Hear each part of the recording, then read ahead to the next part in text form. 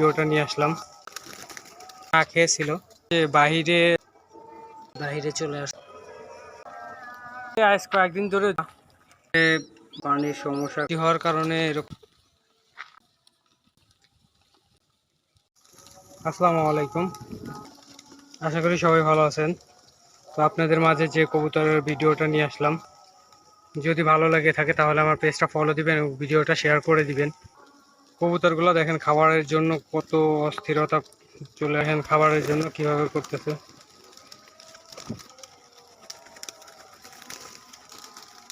দেখেন কবুতরগুলা দেখতে কিরকম লাগতেছে আপনাদের কাছে জানাবেন কমেন্টের মাধ্যমে।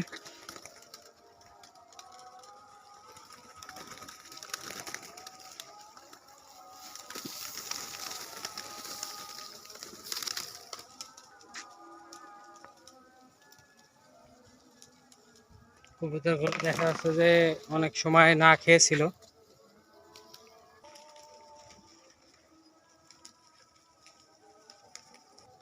কিছু কবুতর দেখা যাচ্ছে যে বাহিরে চলে আসছে বাচ্চা। তো ওই রোদের মধ্যে এবং বৃষ্টির মধ্যে যে বাচ্চাগুলো বাইরে, এগুলা তো বাঁচবে না হয়তো যদি বৃষ্টি আসে। আপনাদেরকে দেখেন বাচ্চাগুলা দেখাই। এই যে দেখেন একজোড়া বাচ্চা বাহিরে চলে আসছে। এটা যদি বৃষ্টি পড়ে হয়তো ওদেরকে খুঁজে পাওয়া যাবে না।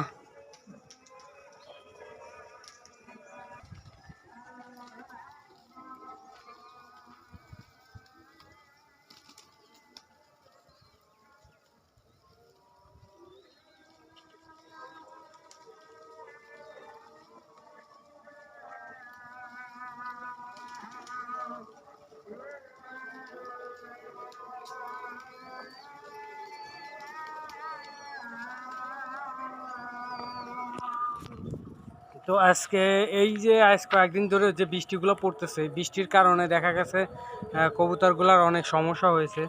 তো আপনাদের ওখানে কীরকম অবস্থা জানাবেন কমেন্টের মাধ্যমে। তো বৃষ্টির মধ্যে কি করা যায়, এর আগে অনেকেই বলছিলেন যে ভাই কবুতর ঘরগুলা কি এবং খোপগুলা কি আটকান নাকি।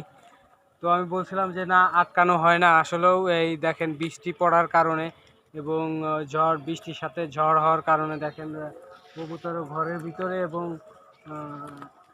পানি জমে রয়েছে। আসলেও এরকম রাখা উচিত না। আমি যদি দেখাই,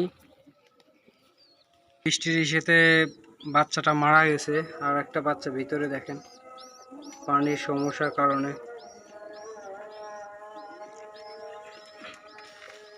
একমাত্র বৃষ্টি হওয়ার কারণে এরকম সমস্যা হচ্ছে।